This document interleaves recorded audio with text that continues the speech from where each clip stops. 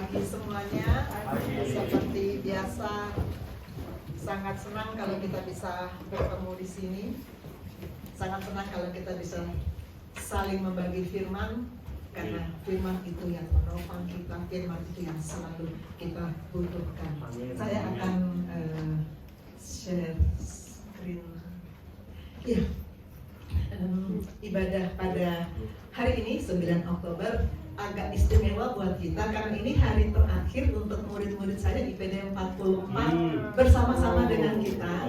Terakhir mereka dalam status koas IPD Koja ada di sini. Boleh berdiri sebentar IPD 44 biar kita semua tahu yang mana yang akan disetir. Ini IPD 44. Oke. Saya kembali mau mengajak kita untuk merenungkan lagi tema dalam tahun 2022 ini, Born Slave of the Lord, bahwa kita hamba. Dan hamba bukan sekedar hamba, karena waktu di awal munculnya tema ini Bapak Rohani mengajarkan saya bahwa hamba itu ada dua macam. Hamba yang digaji, yang kita di rumah kan punya ART ya, itu kan kita gaji. Nah, kalau kita gaji tentu saja mereka juga bisa punya negosiasi dong. Kalau gajinya nggak cukup, saya berhenti ya. Bukan bisa begitu ya. Itu kalau hamba yang dibayar. Tapi kita adalah hamba yang tidak digaji, tidak dibayar. Kenapa? Karena kita telah dibeli dengan lunas. 1 Korintus 6 ayat 19 berkata, kamu bukan milik kamu sendiri. Kenapa? Di ayat 20 ada jawabannya. Sebab kamu telah dibeli dan harganya telah lunas dibayar. Bayangkan kalau kita ini bukan milik kita sendiri. Bayangkan, apa hak kita? Apa hak kita kalau kita ini bukan milik kita sendiri? Saya punya smartphone. Kemarin kita belajar menyaksikan bagaimana Pastor Cakra bisa bercakap-cakap dengan smartphone-nya, luar biasa. Kecanggihan teknologi ya. Nah, saya punya smartphone. Misalnya smartphone saya bisa bercakap-cakap dengan saya seperti HP-nya Pastor Cakra. Saya geletakkan HP saya di kursi, lalu HP saya bilang gini, saya tidak mau di kursi, saya mau di meja. Saya tidak mau di kursi, saya mau di meja. Saya akan bilang apa? Lu pikir lu siapa? Milik saya yang saya beli, saya beli di iBox, lunas. Maka mau saya taruh di kursi, mau saya taruh di meja, mau saya taruh di tas, itu sepenuhnya hak saya. Si HP nggak bisa negosiasi, nggak bisa komplain ya. Nah, begitu pula kita telah dibeli, harganya telah lunas dibayar dengan harga yang tidak bisa kita gantikan, dibayar dengan darah Kristus. Maka posisi kita adalah bond slave. Lukas 1 ayat 38 ya, sesungguhnya aku ini hamba Tuhan. Born slave of the Lord. Itu yang kita pelajari sepanjang tahun ini. Kita sudah sedikit lagi sampai di akhir loh tahun ini. Ini sudah bulan 10. Sudah di mana-mana orang sudah mulai merancang untuk Natal loh. Nah, di awal-awal perjalanan kita tahun 2022 ini kita mendapatkan subtema dari Bapak Rohani, Loving Servant. Ini berseri-seri, bahkan belum lama ini juga masih Bapak Rohani masih membawakan Loving Servant. Dan ayat yang paling diangkat menjadi rema bagi kita adalah Yohanes 14 ayat 15. Ini saya yakin semua murid-murid saya sudah hafal ayat ini dan sudah tahu bahwa mengasihi Yesus bukan sekedar menyanyi aku mengasihi engkau Yesus, bukan sekedar titik air mata lalu emosi emosi aku mengasihi engkau Tuhan sampai nangis-nangis, bukan itu, tetapi melakukan segala perintah, yang artinya harus tahu dulu perintah itu apa. Gak mungkin kita melakukan segala perintah kalau kita belum baca tamat ya satu buku yang berisi perintah Allah Bapa kita. Sesudah loving servant, kita juga belajar relevant servant. Ini juga berseri-seri, bahkan sampai minggu lalu masih ya. Ini dimulai oleh Pastor Cakra dari pertengahan tahun. Lalu kita juga mendapatkan dari Pastor Stefri, kemudian Pastor Joni. Luar biasa kita mendapatkan topik-topik relevant servant ini. Lalu Evangelis Raymond juga membuat kita terpesona oleh firman yang luar biasa. Dan kemarin Pastor Cakra seminggu lalu masih bicara tentang relevant servant, juga sangat luar biasa kita melihat kemajuan teknologi ya. Relevant servant berseri-seri. Dan sesudah relevant servant, Bapak Rohani, Bapak Gembala juga mengajak kita untuk belajar bahwa kita faithful servant. Faithful servant. Ketika itu saya juga memberikan sharing tentang bertekun. Jadi tekun, taat, dan setia, semua ini membuat kita menjadi faithful servant. Dan sharing saya terakhir adalah bountiful servant, bahwa kita ini hamba yang berkelimpahan sehingga kita harus melimpah keluar.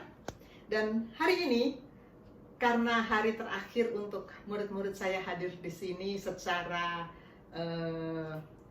posisi mereka sebagai koas IPD Koja, minggu depan mereka sudah koas stase lain, maka saya mau membawakan topik obedient servant. Obedient servant, karena sebetulnya terutama sekali karena saya akan melepas anak-anak saya yang selesai di IPD Koja, saya ingin kalian tetap menjadi hamba Tuhan yang patuh, yang taat, yang melakukan seluruh perintah Tuhan. Amin. Amin. Saya mau panggil Dre.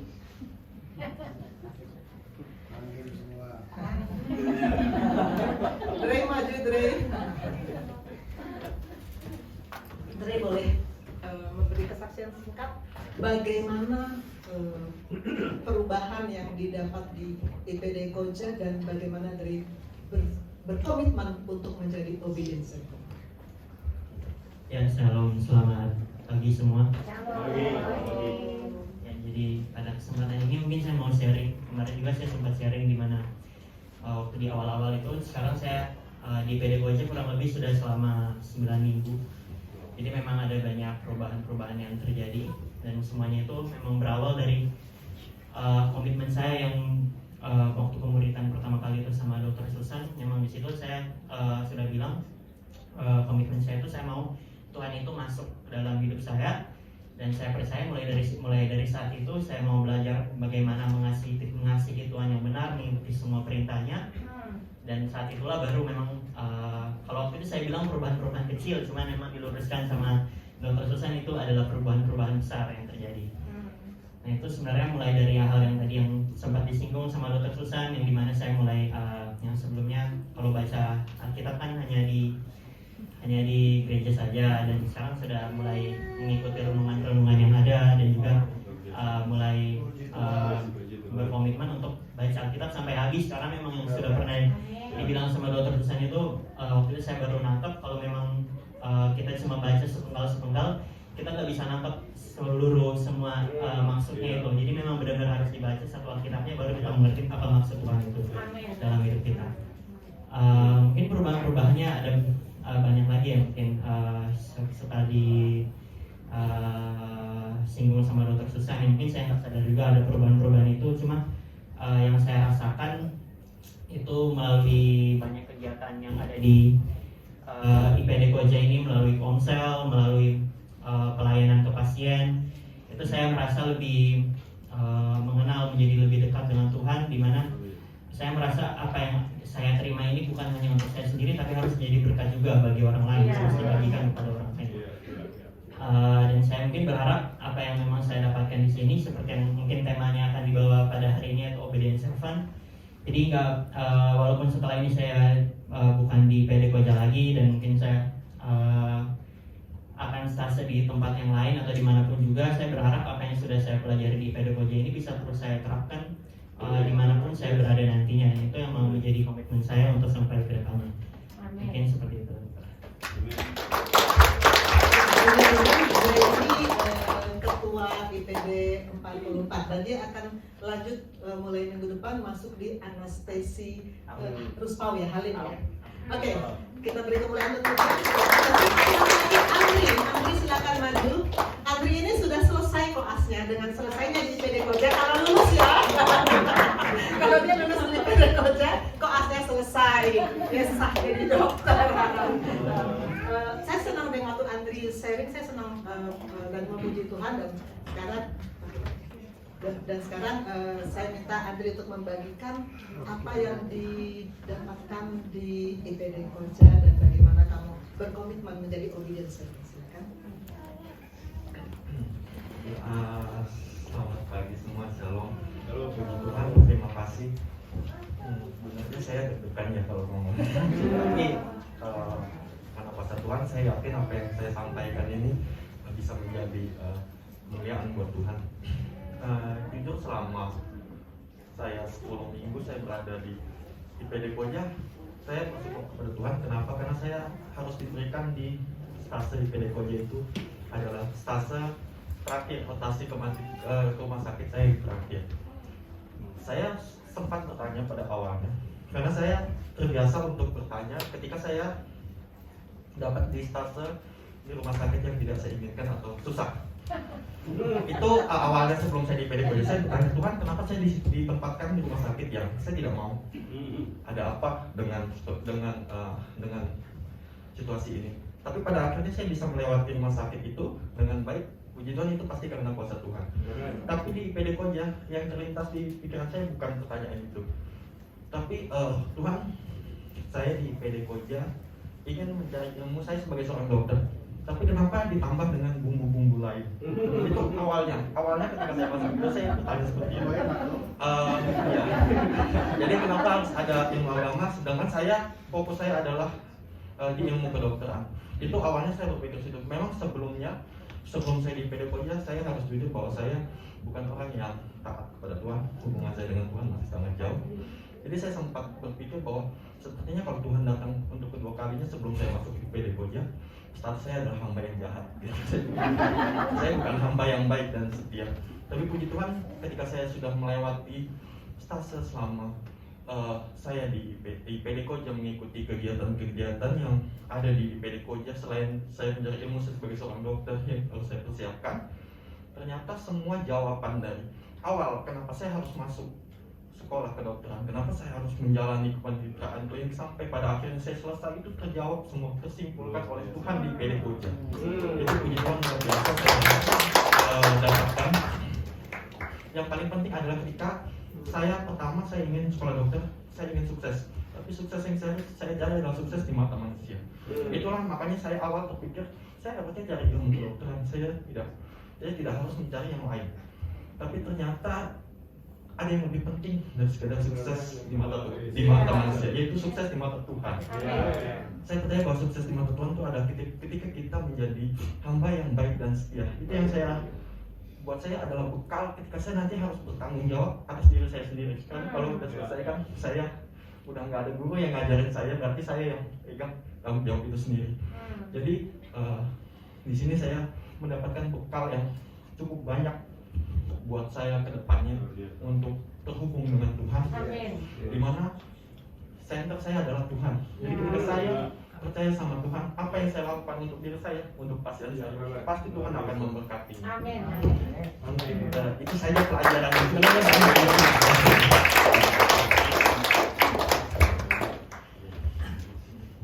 Ya, terima kasih Andri, kesaksiannya sangat memberkati kita semua. Silakan kembali ke tempat. Luar biasa ya. Kita lanjut. Puji Tuhan. Puji Tuhan. Saya sungguh bersyukur untuk setiap kesaksian dari koas yang berkata, dokter, sebelum masuk IPD Koja, saya itu hanya rutinitas. Saya tidak paham bahwa tiap hari harus dapat firman, gak paham. Tetapi sesudah masuk IPD Koja, maka sekarang saya paham. Dan saya percaya pemahaman itu akan diikuti dengan kepatuhan, menjadi obedient servant. Apa itu? Apa itu obedient servant? Seperti biasa, saya buka kamus. Kalau saya bertanya ke Google, ini ajaran Pastor Cakra ya, kita bisa tanya apa saja lo ke Google. Apa itu obedient servant? Maka Google menjawab, hamba yang taat. Hamba yang taat. Kita ini hamba, sekali lagi, kita bukan milik kita sendiri, kita tidak punya agenda sendiri, kita tidak punya kepentingan sendiri, kita hanya punya agenda Tuhan, hanya punya kepentingan Tuhan, dan kita harus taat. Taat. Saya membuka lebih jauh, masih di Google, definisi ketaatan dalam Alkitab. Menurut kamus dari Holman, definisi ketaatan Alkitabiah adalah mendengarkan firman Allah dan bertindak sesuai dengan itu. Mendengarkan firman Allah dan bertindak sesuai dengan itu. Mendengarkan itu nggak mudah. Belum tentu loh kita mendengar kalau ada suara yang datang, voice atau noise. Bapak Rohani suka bilang gitu. Kita belum tentu loh mendengar. Belum tentu kita mendengar seperti seorang murid. Ya, saya berkata, aku mendengar seperti seorang murid. Itu yang Tuhan mau. Saya yakin murid-murid saya di sini sudah tahu bedanya apa. Kalau saya mengajar di kelas, kalau mereka cuman taruh badan di situ, tapi jiwanya di tempat lain, apakah ngelamun, apakah chatting-chatting, seperti Pastor Ria selalu bilang ya dalam acara pemuritan kita ya, aku mau hatimu bukan hanya ragamu. Di Zoom raganya ada, tapi hatinya belum tentu. Mendengar seperti seorang murid adalah betul-betul menyimak dan mendapatkan apa yang disampaikan itu. Tapi mendengar saja nggak cukup. Bertindak sesuai dengan itu. Kita akan belajar bertindak sesuai dengan itu.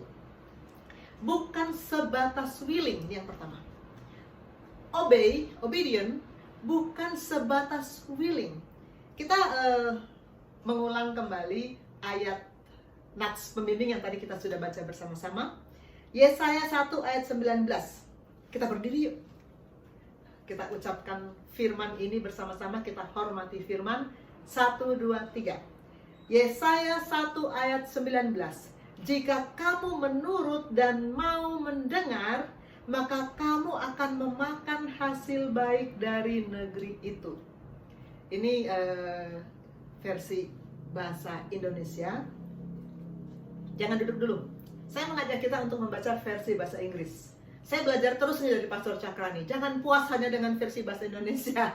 Saya kejar versi bahasa Inggrisnya. Kita baca bersama-sama ya. 1, 2, 3. If you are willing and obedient, you shall eat the good of the land. Oke, silakan duduk saudara-saudara. Bahasa Inggrisnya memang lebih pas. If you are willing and obedient. Ada kemauan, tapi kemudian ada kepatuhan. Kita kalau baru dengar firman, 4 minggu terakhir ini kita mendengar relevant servant yang luar biasa, dan kita pasti akan bilang, saya diberkati. Khotbahnya luar biasa. Saya diberkati. Tetapi kalau hanya sampai di situ, lalu actionnya apa? Jangan lupa tahun lalu kita terus-menerus bicara tentang action. Lalu yang kita lakukan apa? Dari hari Senin sampai Sabtu kita ngapain? Hari Minggunya kita diberkati dengan firman. Senin sampai Sabtu kita ngapain? Ada satu kalimat yang saya baca sangat bagus. God only reward obedience, not willingness.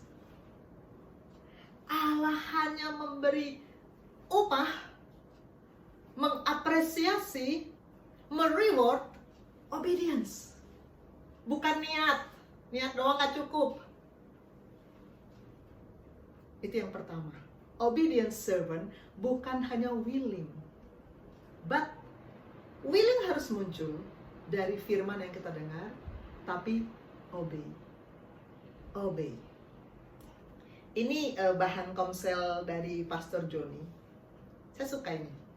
Ini sudah kita bahas semua. di tanggal 24 September kami di Komsel Tebet ya, tiap hari Sabtu. Ketika itu bahan bacaannya adalah 1 Korintus 9 ayat 19. Sungguh pun aku bebas, aku menjadikan diriku hamba dari semua orang. Paulus orang bebas, tapi dia mau seperti. Kita sudah ulang-ulang ini selama 4 minggu. Aku menjadikan diriku hamba semua orang supaya aku boleh memenangkan sebanyak mungkin orang. Dan ini menurut pengajaran Pastor Joni, ini tujuan utama. Apakah kita sudah sampai pada tujuan utama? Apakah kita sudah sampai pada tujuan utama ini? Memenangkan sebanyak mungkin orang. Not only willingness, but obedience. Apakah kita sudah sampai pada tujuan utama? God only reward obedience, not willingness. Yang kedua, apa itu obedient servant? Pertama tadi, not only willingness. Kedua, tepat seperti. Kalau saya memberi instruksi sama murid saya, bilang ke pasien itu ya, bla bla bla bla, bapak gulanya sudah kena ginjal, karena itu mulai sekarang pantangan untuk gula 100% nggak boleh dilanggar. Lalu murid saya datang ke pasien, dia menyampaikannya beda. Nggak tepat seperti. Bapak sekarang kena ginjal gara-gara kebanyakan minum obat. Oh, itu mah menyesatkan banget ya. Tepat seperti itu dituntut oleh Tuhan untuk kita sebagai servant. Yeremia 7:23. Hanya yang berikut inilah yang telah kuperintahkan kepada mereka. Dengarkanlah suaraku, maka aku akan menjadi Allahmu, dan kamu akan menjadi umatku. Dan ikutilah seluruh jalan yang kuperintahkan kepadamu, supaya kamu berbahagia. Yang pertama-tama saya lingkari adalah dengarkanlah. Dengar dulu. Seperti yang tadi ya, mendengar seperti seorang murid. Dengar. Sesudah itu, ikutilah seluruh jalan yang kuperintahkan kepadamu. Sebetulnya yang saya cukup diberkati dengan supaya kamu berbahagia, bukan supaya kamu masuk surga. Perhatikan ya, Tuhan itu baik banget sama kita. Dia mau kita berbahagia. Dia memberikan syarat. Dengarkan dan ikutilah seluruh jalan. Seluruhnya, bukan cuma sebagian. Seluruhnya, bukan cuma sebagian. Harus tepat seperti. Saya membaca di Perjanjian Lama, ada 2 orang tokoh yang melakukan tepat seperti, dicatat oleh Alkitab. Alkitab mencatat Kejadian 6 ayat 22, lalu Nuh melakukan semuanya itu tepat seperti diperintahkan Allah kepadanya. Demikianlah dilakukannya. Luar biasa. Dan kita tahu kan bagaimana kisah Nuh, bagaimana Nuh membuat bahtera, bagaimana Nuh dan keluarganya dan semua hewan yang dia bawa. Kita bersyukur ya. Kita bersyukur bahwa Nuh membawa semua hewan, sehingga sampai sekarang kita masih bertemu dengan hewan-hewan itu, termasuk yang berkaki 4 pendek itu. Kita bersyukur tuh dibawa oleh Nuh ketika itu. Dan itu dicatat oleh Alkitab. Tepat seperti, maka Nuh dan bahteranya selamat, sementara seluruh isi bumi binasa. Luar biasa. Pertama Nuh. Kedua, Musa. Keluaran 40 ayat 16. Dan Musa melakukan semuanya itu tepat seperti yang diperintahkan Tuhan kepadanya. Demikianlah dilakukannya. Tepat seperti. Tuhan mau kita melakukan tepat seperti. Karena itu, untuk bisa tepat seperti, kita harus mendengar seperti seorang murid. Saya setiap ibadah selalu mencatat. Sekarang kan smartphone kita penuh dengan kecanggihan ya. Jadi saya nggak pernah lagi bawa bolpen dan notes. Dulu saya selalu bawa bolpen dan notes. Sekarang nggak. Sudah diajar oleh Pastor Cakra bahwa smartphone bisa melakukan semua itu. Saya selalu mencatat di notes apa yang diajarkan setiap hari Minggu supaya saya bisa mendengar dan mengerti seperti seorang murid. Tapi itu aja nggak cukup. Harus mengerjakan seluruhnya tepat seperti. Itulah obedient servant. Mengapa? Mengapa kita harus menjadi obedient servant? Mengapa? Pertama, memang itu perintah Tuhan Yesus. Tadi saya berkata dalam Yohanes 14 ayat 15 yang tadi sudah kita bahas, yang kita semua sudah hafal, jika kamu mengasihi aku, kamu akan menuruti segala perintahku. Menuruti dengan hati yang latar belakang motivasi yang mengasihi. Kita mengasihi, maka kasih itu menggerakkan kita untuk menuruti segala perintah Tuhan. Dan perintah, namanya perintah, kita ini hamba ya, jangan lupa posisi kita hamba. Kalau hamba mendapat perintah dari tuannya, tidak ada pilihan kecuali patuh. Patuh. Satu, perintah Tuhan Yesus. Kedua, taat, obedience tepat seperti adalah ibadah yang sejati. Roma 12 ayat 1. Karena itu saudara-saudara, demi kemurahan Allah aku menasihatkan kamu supaya kamu mempersembahkan tubuhmu sebagai persembahan yang hidup, yang kudus, yang berkenan kepada Allah. Itu adalah ibadahmu yang sejati. Bukan mempersembahkan niat, bukan mempersembahkan praise and worship yang adalah ibadah yang sejati. Dalam praise and worship kita boleh sampai nangis-nangis, angkat tangan, mengatakan I love you Lord dan sebagainya. Tapi kalau dalam Senin sampai Sabtu, kelakuan kita, perbuatan tubuh kita, perkataan kita, pekerjaan kita tidak melakukan seluruh perintah tepat seperti, maka itu bukan ibadah yang sejati. Ibadah yang sejati adalah mempersembahkan tubuh, apa yang kita lakukan kepada Tuhan, persis tepat seperti apa yang kita dengar. Itulah ibadah yang sejati. Dan yang ketiga, kenapa harus obedient servant? Kenapa? Karena Allah melihat ketaatan, bukan niat. Tadi sudah kita katakan ya, tadi sudah saya bacakan ya, God only reward obedience, not willingness. Yang Allah lihat itu ketaatan. Kejadian 22 ayat 18. Ini firman Tuhan kepada Abraham. Oleh keturunanmu lah semua bangsa di bumi akan mendapat berkat karena engkau mendengarkan firmanku. Nah ini lagi-lagi saya harus membandingkan dengan bahasa Inggrisnya, ilmunya Pastor Cakra.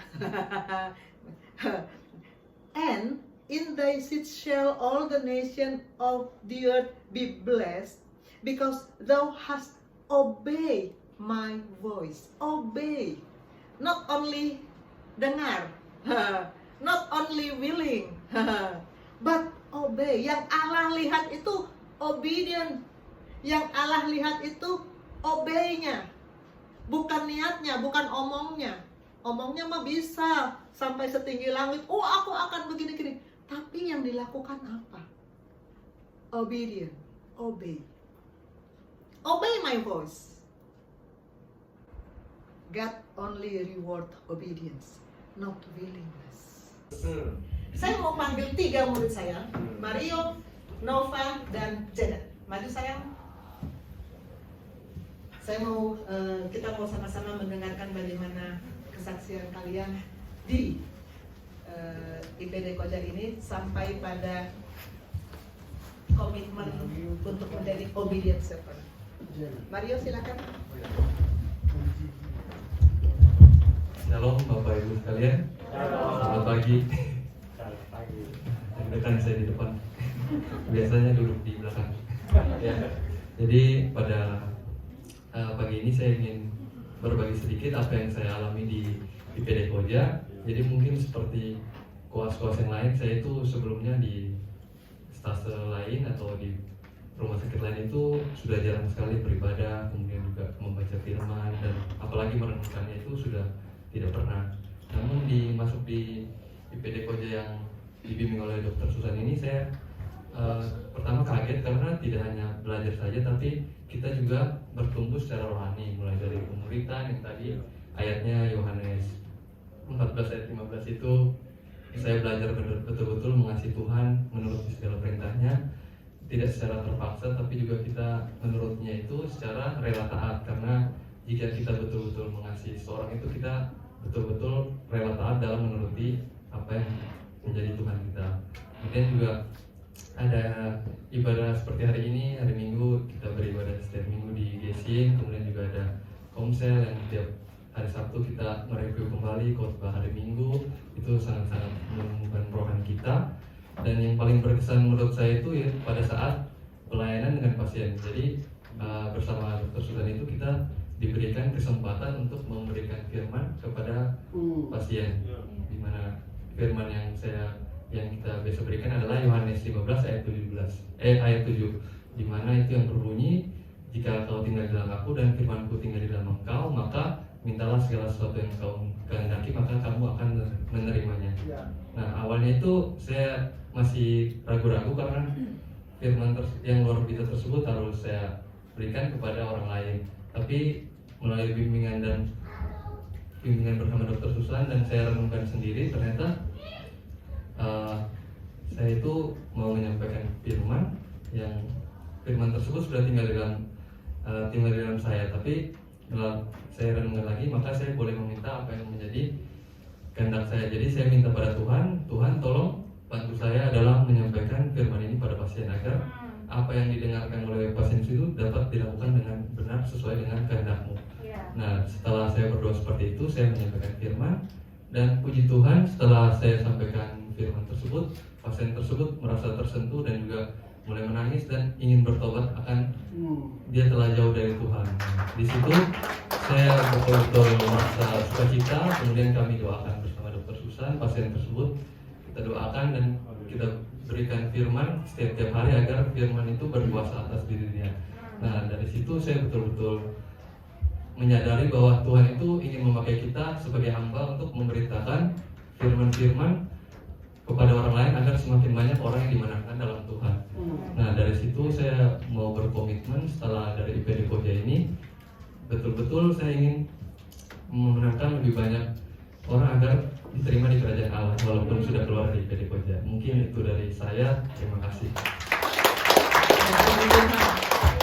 Pasien yang kita datangi bareng Mario itu memang dia terima Tuhan Yesus, dia nangis terima Tuhan Yesus, dan saya bilang sama Mario tiap hari kan saya bagi bahan renungan satu kepada mereka semua. Saya bilang, Mario bagikan juga ke pasien itu. Terus saya mikir nih, dia Mario patuh nggak ya? Puji Tuhan dia terus lakukan. Saya tahu itu bukan karena dia takut sama saya ya, tapi karena dia mengasihi Tuhan. Amin. Selanjutnya siapa tadi? Nova, ya silakan Nova. Salam, selamat pagi saudara-saudara semua. Jadi mungkin sama seperti teman-teman yang lain, saya juga saat ini berada di PD Koja dan sudah mau meninggalkan IPD Koja, dan puji Tuhan sekali begitu banyak hal baru dan banyak hal yang merubah saya selama saya berada di IPD Koja. Melalui banyak kegiatan-kegiatan bimbingan pemuritan, permodulan, serta beribadah di gereja, saya banyak hal yang ditegur. Jadi sebelumnya kalau misalnya selama menjalani stase atau menjalani kehidupan saya jarang untuk berdoa untuk menyerahkan kehidupan saya atau apapun yang mau saya lakukan kepada Tuhan, sehingga yang saya rasakan adalah selalu khawatir, selalu takut akan apa yang akan saya lakukan, selalu tidak mempunyai percaya diri. Tapi di sini saya diajar untuk selalu terhubung dengan Tuhan. Ayo membangun hubungan yang baik dengan Tuhan agar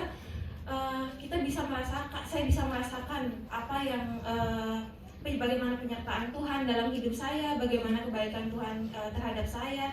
Saya harus menyerahkan hidup saya agar Tuhan sendiri mau memimpin saya, memberikan kekuatan dalam hidup saya agar saya tidak khawatir, tidak takut dalam menghadapi apapun yang akan ada ke depannya. Dan puji Tuhan melalui kebiasaan baru yang saya dapatkan selama berada di PD Koja, setiap paginya saya memulai aktivitas saya dengan membaca dan merenungkan firman Tuhan. Banyak sekali perubahan yang saya alami. Saya sudah mulai memiliki percaya diri, saya tidak khawatir lagi akan apapun yang akan saya lakukan hari itu. Dan juga melalui membaca firman, saya banyak sekali melihat bagaimana kebaikan Tuhan dalam hidup saya bisa merenungkan. Dan di situ saya disadarkan bahwa Tuhan telah begitu baik dalam hidup saya. Tuhan begitu banyak memberikan kasih-Nya kepada saya, sehingga menyadarkan saya bahwa saya harus menjadi hamba yang rela taat kepada Tuhan, karena Tuhan sendiri sudah memberikan kasih, rela mati di kayu salib dan selalu menyertai kehidupan saya. Dan mungkin saya sudah akan berpisah dari PD Koja setiap hari, yang mungkin firman-firman yang di-sharingkan oleh Dr. Susan atau konsulen-konsulen saya mungkin tidak akan saya dapatkan lagi di stase yang lain. Dan saya berharap dan saya berkomitmen bahwa apapun yang sudah dirubah dalam kehidupan saya selama berada di PD Koja dapat saya bawa terus dalam setiap langkah hidup saya, dan menguatkan saya dalam menjalani stase-stase dan kehidupan saya selanjutnya. Tadi ada satu kalimat dari Nova, dia membangun kebiasaan baru. Itu salah satu sharing Bapak Rohani tahun lalu ya. Kita harus membangun kebiasaan baru. Sesudah begitu kita memutuskan saya bertobat, kita harus membangun kebiasaan baru. Ternyata Nova punya kebiasaan baru sekarang, tiap pagi cari Tuhan dulu. Puji Tuhan, itu tetap dipertahankan ya. Selanjutnya Janet, silahkan. Shalom semuanya, selamat pagi. Jadi saya Janet, saya juga saat ini adalah salah satu koas di PD Koja 44, muridnya Dr. Susan juga. Jadi sama seperti yang telah kakak-kakak saya sampaikan tadi, banyak sekali perubahan-perubahan yang terjadi pada saya semenjak saya masuk di PD Koja. Jadi saya memang sejak kecil, saya dilahirkan di keluarga Kristen. Sejak kecil saya sudah dididik dalam ajaran agama Kristen. Saya pergi ke sekolah minggu, ke tunas remaja, dan sampai dewasa ini saya juga masih pergi ke gereja gitu, masih mengikuti persekutuan, tiap hari berdoa, tiap mau makan berdoa, mau tidur berdoa, baca firman. Tapi ya saya melakukan itu dulu itu cuma sekedar rutinitas gitu. Saya melakukan itu karena saya merasa ya saya sebagai seorang Kristen, itu apa yang telah diturunkan dari orang tua saya, maka saya harus melakukan itu. Bahkan gak jarang saya merasa kayak kok gini banget ya, kewajibannya kok banyak banget gitu. Apalagi semenjak masuk ke IPD Koja kan kayak tadi Kak Andri udah bilang, banyak banget gitu bonus-bonusnya. Nggak cuma belajar juga, tapi ada pemodulan lah, ada komsel, ada pemuritan. Saya kadang jadi nggak jarang ngerasa kayak terpaksa gitu, kayak hari Sabtu Minggu kan mestinya saya bisa istirahat, bisa main-main sama teman-teman, tapi kenapa rasanya banyak banget waktu yang diambil dari saya. Sampai waktu itu kalau nggak salah itu dari bahan komsel ada satu poin yang cukup menampar saya gitu. Dikatakan jikalau engkau mengasihi aku, maksudnya mengasihi Tuhan gitu, maka engkau akan menuruti segala perintahku. Dan di situ dibilang kalau mengasihi itu, taatnya itu bukannya taat karena takut atau taat karena kewajiban, tapi taat karena memang rela taat gitu, karena kita mengasihi Tuhan. Nah dari situ saya mulai merenung gitu. Saya mulai berdoa, ya Tuhan, saya sebetulnya benar-benar mengasihi Engkau nggak sih selama ini? Saya selama ini melakukan kewajiban itu ya sekedar kewajiban aja, bukan sebagai hamba yang rela taat gitu. Nah dari situ saya mulai berpikir, oke Tuhan, mulai dari sekarang saya mau lebih mengasihi Engkau lagi. Saya mau menjadi seorang hamba yang rela taat, bukan sekedar taat karena takut, bukan sekedar taat karena kewajiban, tapi saya pengen jadi hamba yang benar-benar rela taat. Nah semenjak dari saat itu saya jadi merasa mau beribadah, mau ngikutin komsel, ngikutin pemodulan itu jadi lebih ringan gitu langkahnya. Nggak yang terpaksa lagi, nggak yang pikir mestinya bisa istirahat, mestinya bisa apa, tapi benar-benar jadi ada keinginan aja gitu sendiri, karena ya itu dia, udah ada keinginan dari dalam hati untuk mau rela taat gitu. Nah nggak cuma itu, Tuhan kan juga udah bilang seperti yang tadi di Yesaya 1 ayat 19, kita pertama-tama itu ya memang harus taat dulu, kita pertama-tama itu harus obedient dulu, baru kita bisa memakan hasil yang baik dari tanah itu katanya. Nah, oleh karena itu meskipun perjalanan saya di IPD Koja sebentar lagi udah mau berakhir, saya nggak mau ketaatan saya cuma berakhir sampai di sini aja, tapi saya juga mau ketaatan saya terus berlanjut sampai seterusnya, sampai nanti stase saya udah selesai, sampai nanti saya udah menjadi dokter, bahkan sampai akhir hayat saya tetap mau menjadi seorang hamba yang taat, menjadi seorang obedient servant yang selalu melayani Tuhan dengan sepenuh hati. Kembali ke tempat yang ketiga, puji Tuhan. Puji Tuhan, saya hanya katakan puji Tuhan. Untuk setiap murid yang mau menjadi murid, setiap murid saya yang mau menjadi murid Tuhan, saya katakan puji Tuhan. Dan saya percaya, mereka bukan hanya menjadi murid, tapi sekarang mereka juga memutuskan menjadi hamba. Sudah menjadi anak ketika lahir baru, menjadi murid karena terus belajar, menjadi hamba karena mereka memang adalah hamba dan mereka mau menjadi obedient servant. Sekarang bagaimana? Bagaimana untuk bisa menjadi obedient servant? How? Pertama, believe the instruction of God. Percaya saja. Percaya dan lakukan apa yang Tuhan instruksikan tanpa tawar-menawar. Percaya tanpa negosiasi. Yunus ketika disuruh Tuhan ke Niniwe, dia tawar. Tuhan, aku mau ke Tarsis aja. Nawarnya juga diam-diam ya, langsung dia ke Tarsis. Dan dia mengalami luar biasa ya, pengalaman dimakan ikan. Jangan pakai negosiasi. Musa, waktu Tuhan suruh, pertama-tama dia negosiasi loh. Tuhan, aku ini nggak bisa bicara. Sampai akhirnya Tuhan marah. Untung kemudian Musa mau taat. Dan Musa melakukan mengukir sejarah yang luar biasa bagaimana dia membawa bangsa Israel dari Mesir ke Kanaan sampai ke depan pintu gerbang Kanaan. Luar biasa yang dilakukan Musa karena dia memutuskan untuk believe the instruction of God tanpa negosiasi. Ini saya baca lagi. Saya suka kalimat ini. Selective obedience is disobedience. Kalau kita patuh tapi cuma sebagian, itu disobedience. Perintah Tuhan ada berapa misalnya? 10 misalnya. Yang kita kerjakan 4. Itu disobedience. Tuhan mau seluruh perintahku. Postpone obedience is disobedience. Wow. Menunda-nunda, nggak sekarang, aku kan masih koas. Ngapain sekarang? Masih koas. Nanti kalau udah jadi dokter, udah ternama, udah punya posisi, jangan harap. Makin lupa sama Tuhan.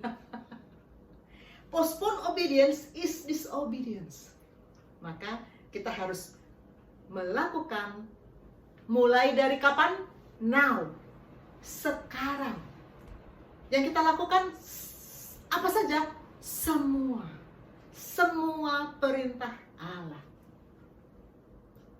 Kedua, ini nggak enak, tapi harus sacrifice yourself. Untuk bisa patuh, memang kita harus sangkal diri, pikul salib. Ya, betul. Karena kita punya daging, kita masih hidup di dagingnya. Daging ini pasti punya banyak mau-maunya. Pasti maunya punya agenda sendiri. Pasti maunya punya tujuan sendiri. Pasti maunya punya keinginan sendiri, perasaan sendiri, pikiran sendiri. Selaraskan dengan firman. Sacrifice yourself. Matius 16 ayat 24. Lalu Yesus berkata kepada murid-muridnya, setiap orang yang mau mengikut aku, ia harus menyangkal dirinya, memikul salibnya dan mengikut aku. Sebetulnya saya pernah membawakan part ini, ayat ini, ketika itu Talita saya panggil maju. Ingat nggak saya waktu itu Mama suruh maju menceritakan bagaimana sih memikul salib? Bukan cari balok lalu dipikul-pikul, bukan ya nak ya. Mau maju lagi sekarang? Oke. Sacrifice yourself. Buat saya pribadi, saya pernah ceritakan ini. Yang paling terasa saat saya harus menyangkal diri adalah ketika saya pelayanan dengan murid-murid saya. Karena beberapa kali, bukan cuma sekali, beberapa kali saya mengalami dicuekin tuh sama murid saya. Kita sudah di dalam Zoom, di depan laptop, muridnya nggak muncul. Padahal kalau kita dalam ranah pelajaran ya, dalam ranah ilmiah ya, guru itu pasti ditunggu oleh murid, nggak pernah terjadi sebaliknya. Kalau saya mau ngajar, pada jam tank, saya selalu tank. Jam 5 tank jam 5, jam 8 tank jam 8. Tank jam, saya langsung buka, dan murid-murid sudah lengkap semuanya di Zoom. Itu selalu begitu memang, karena memang itu etika ya, itu sudah diajarkan begitu ke murid-murid, dan mereka memang, ya namanya juga murid ya, pasti nurut. Tapi dalam pelayanan pribadi, saya beberapa kali alami, saya sudah di Zoom, muridnya belum datang. Saya nunggu, pernah sekali yang paling lama itu saya nunggu sampai 30 menit. Dan sebetulnya kalau saya ngikutin daging saya, selesai tuh murid. Karena ya jelas banget kan kelakuannya ya, kealpaannya sudah ada. Janji ketemu dengan guru, nggak ada. Kalau saya ikuti daging saya, pasti itu langsung kena sanksi murid. Tapi ketika itu yang saya pikirkan adalah saya ini tidak pada posisi sebagai guru, itu namanya menyangkal diri. Saya menyangkal posisi saya sebagai guru, dan saya katakan saya sekarang sebagai hamba Tuhan. Hamba harus nurut. Kalau Tuhan suruh tunggu, saya tunggu. Dan itu memang latihan yang luar biasa buat saya. Mengalami bagaimana saya harus menyangkal diri, sampai kemudian murid saya muncul, dan baru saya kemudian memulai pelayanan. Tetapi puji Tuhan, saya katakan bahwa beberapa kali saya mengalami murid yang seperti ini, yang lama baru muncul, sepertinya mau membangkang, Tuhan tangkap dia luar biasa. Tuhan tangkap dia. Tuhan tangkap dia. Mungkin saya pernah cerita ya, salah seorang adalah yang sekarang ada di Zoom ini, di mengikuti ibadah ini, yang selalu setia mengikuti Geshim. Tuhan tangkap. Luar biasa pekerjaan Tuhan kalau kita memang mau patuh, obey. Kalau kita mau obey, sangkal diri, pikul salib, ikut aku. Hanya dengan cara itu kita bisa obey, menjadi obedient servant. Dan saya akan panggil satu orang lagi yang terakhir. Swasti, silakan sayang.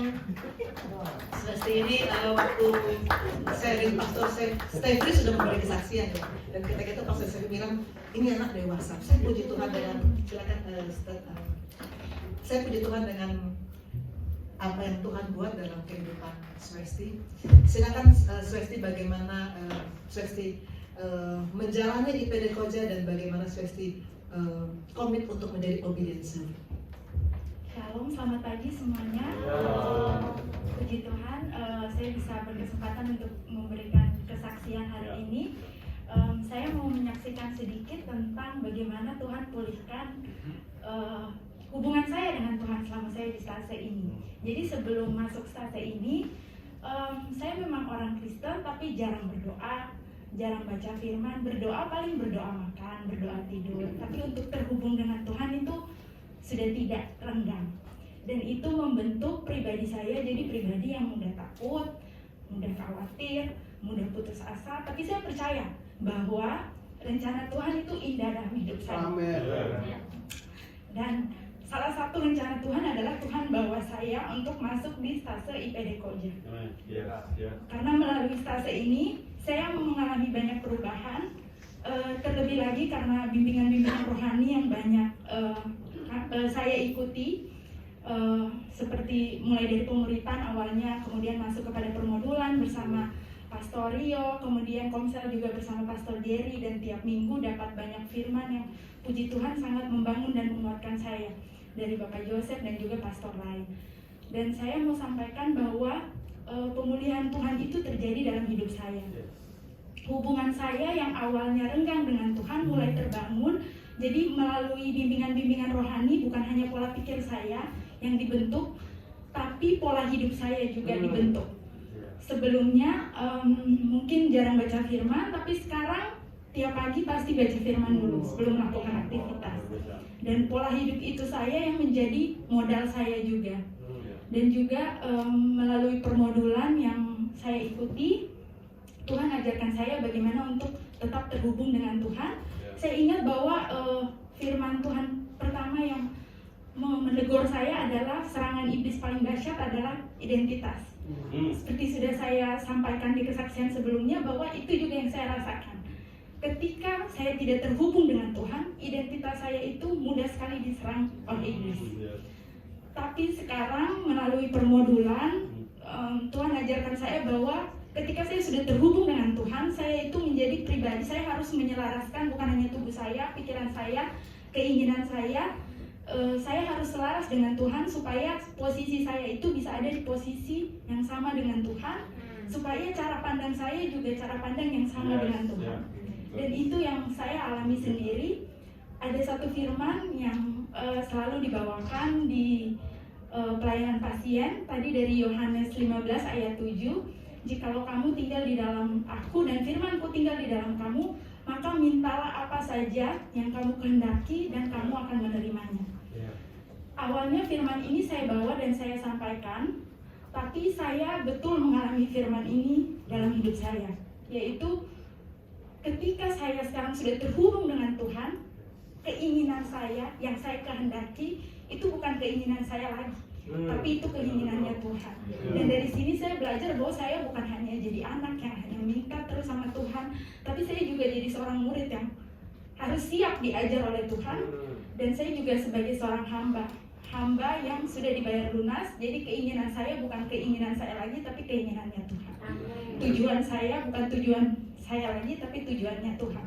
Dan itu yang modal ini yang saya pakai ketika saya ada masalah. Jadi ketika saya ada masalah, dulu jadi khawatir, putus asa, takut, tapi sekarang lebih kepada ya Tuhan, ikut saja apa yang Tuhan inginkan. Saya percaya bahwa rencana Tuhan tidak pernah gagal. Amin. Dan saya percaya bahwa masalah yang saya alami tidak pernah menggagalkan rencana Tuhan dalam hidup saya. Dan saya juga percaya bahwa dalam kelemahan saya, kuasa Tuhan jadi sempurna. Jadi memang harus dilemahkan dulu supaya kuasa Tuhan jadi sempurna. Dan saya bersyukur sekali karena pola hidup saya ini, jadi sekarang jadi membangun saya untuk menguatkan saya. Jadi menjadi modal saya untuk Tuhan. Saya mau komitmen sama Tuhan ke depannya, tidak mau jadi pribadi yang tidak setia lagi. Sekarang mau berkomitmen untuk tetap setia sama Tuhan, untuk jadi hamba yang mengikuti kehendak Tuhan, seperti mengikuti kehendak Tuhannya. Sekian kesaksian dari saya. Terima kasih. Saya silakan kembali. Oke, kita sampai pada kesimpulan. Kita adalah obedient servant, bukan sebatas willing. Karena Allah melihat obedience, Allah melihat action, bukan hanya keinginan dan komitmen. Kedua, kita harus tepat seperti, karena itu kita betul-betul harus mendengar seperti seorang murid supaya kita tahu persisnya apa yang Tuhan mau. Dan saya tadi diberkati ketika kita membaca notes pembimbing. Tuhan mau kita mendengar dan patuh melakukan firman-Nya. Itu bukan untuk masuk surga loh, tapi untuk apa? Supaya kita menikmati hasil yang baik. Untuk masuk surga itu sudah beres waktu kita terima Dia sebagai Tuhan dan Juru Selamat, sudah beres. Tapi Tuhan mau kita menikmati hidup yang baik, menikmati keberhasilan dalam apapun yang kita kerjakan. Sekarang itu Tuhan bilang patuh aja, just obey. Itu kuncinya untuk bisa. diberkati dengan kesaksian Sweti. Saya tahu dia punya masalah, tapi patuh saja pada pimpinan Tuhan, pasti Tuhan akan berikan jalan keluar. Amin. Dan untuk menjadi obedient servant kita harus percaya dan taat, sangkal diri, pikul salib. Amin. Segala kemuliaan bagi Tuhan. Mari kita berdoa. Bapa di surga.